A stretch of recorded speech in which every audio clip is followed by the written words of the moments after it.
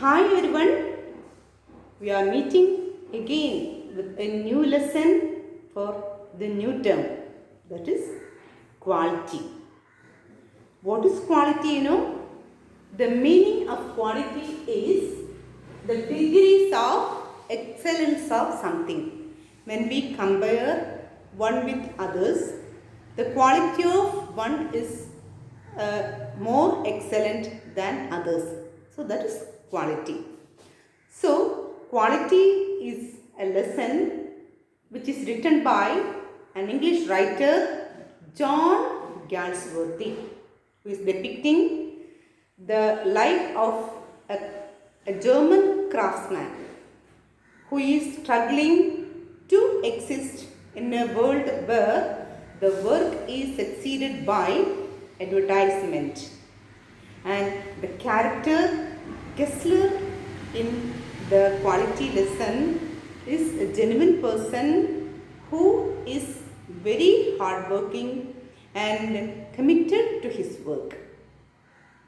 And he is a German person and he reached England to flourish in his life.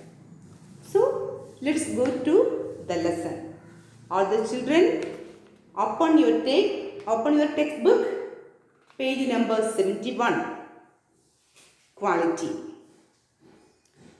Before you read, can a shoemaker be called an artist? Yes. If he has the same skill and pride in his trade as any other artist and the same respect for it too. Mr. Gessler, a German shoemaker settled in London, is a perfect artist. Read the story to see how he devotes his life to his art. So, shoemaking is also an art. The shoe can be made out of leather or nowadays we can make shoes out of plastics or any other materials also. But normally the quality shoes will be made out of leather. And Mr. Gessler, a shoemaker who is a German person settled in London, works as a shoemaker, and how his life is dedicated for excellence in his work. So let's listen. Quality. I knew him from the days of my extreme youth because he made my father's boots. He lived with his elder brother in his shop, which was in a small by street in a fashionable part of London. So in London, in a fashionable part of London area, there is a small by street where was the shop of Mr. Gessler. And the narrator, that is John Galsworthy, was familiar with this person when his father was making boots out of this Gessler's shop. The shop had a certain quiet distinction. There was no sign upon it other than the name of Gessler Brothers.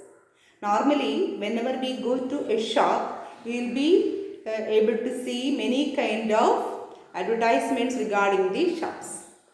But in front of this shop, we will be able to see only the board Gessler Brothers. And in the window, a few pairs of boots.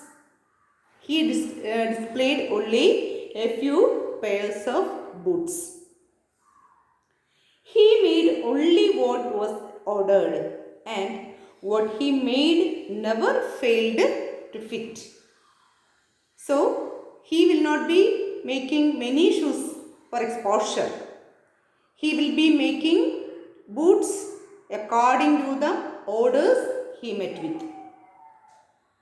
To make boots, such boots as he made seemed to me then and still seems to me mysterious and wonderful, because whenever this Mr. Gessler makes shoes, these shoes will be fitting to the legs of the particular person, and these shoes are durable ones. So the narrator is wondered about this shoemaker, Mr. Gessler. I remember well my shy remarks one day while stretching out to him my youthful foot. And this narrator, his extreme youth onwards, that means when he was a boy, that time onwards, he knows about this person. So one day he made a shy remark. It's a shy remark because while stretching out to him my youthful foot, isn't it awfully hard to do, Mr. Gessler? So he had shown his legs to Mr. Gessler and asked him it would be difficult for him to make a boot for this narrator. And his answer, given with a sudden smile from out of the redness of his beard, it is an odd. It's a German accent. The meaning of the sentence is, it is an art. That means making shoes is an art. It was not possible to go to him very often. His boots lasted terribly. Lasted terribly means lasted long. So whenever we go there to buy boots, we will not go again to make any complaints. His shoes will be durable and terribly lasting. That means long lasting. Beyond the temporary, some essence of boot stitched into them. One went in, not as into most shops, but restfully as one enters a church, and sitting on the single wooden chair waited. So, getting inside his shop, Mr. Gessler's shop is like going to a church, because there is one single chair on which the visitor can sit and he can wait.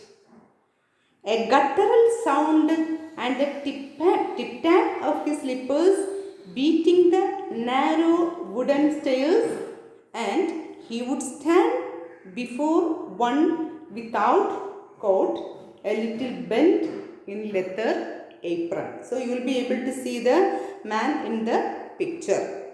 Okay, the narrator is sitting on a chair. The man is standing there. So a guttural sound means the man is speaking with a harsh and grafting sound, that it's an old man. So the sound will be just like that. So he will be, what sound we will be able to hear?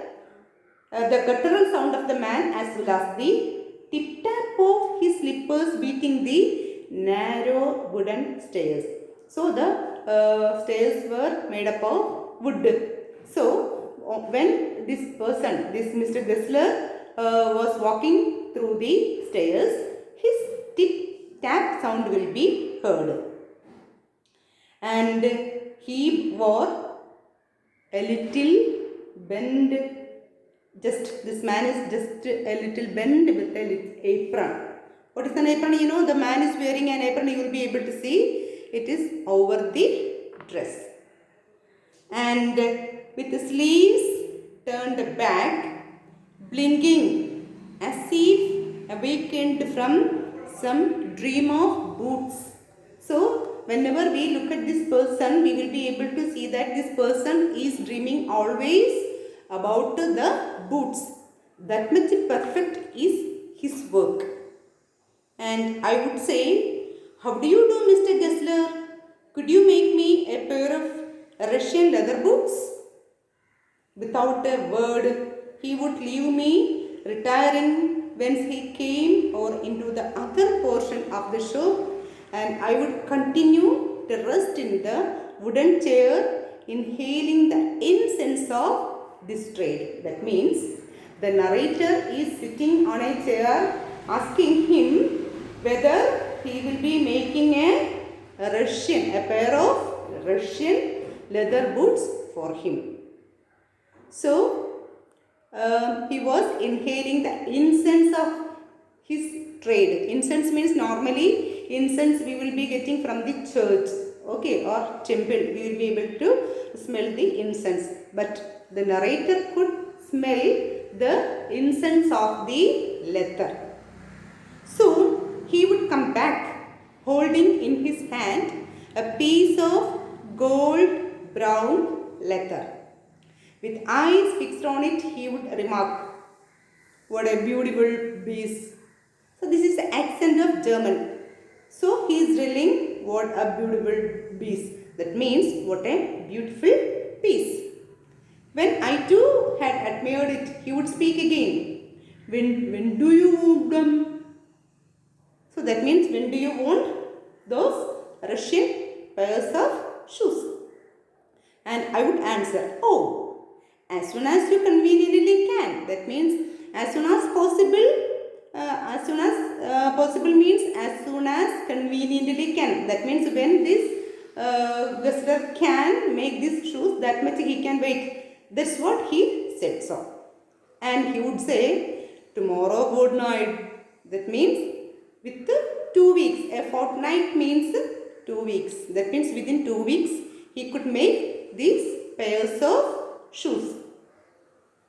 Or if he were his elder brother, "I will ask my brother." Brother means I will ask my brother. He said either he could give within 2 weeks or he will ask his brother. Then I would murmur, "Thank you. Good morning, Mr. Gessler." "Good morning," he would reply, still looking at the letter in his hand. And as I moved to the door, I would hear the tip-tap of his slippers going up the stairs to his dream of boots.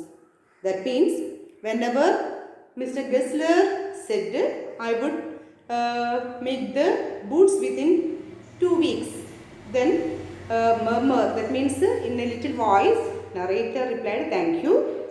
And he said, "Good morning." And the man also said good morning with a leather in his hand. And whenever the narrator moved to the door, he could hear the tip-tap sound of his slippers going up the stairs to his dream of boots. That means he was dreaming to make the Russian pairs of boots.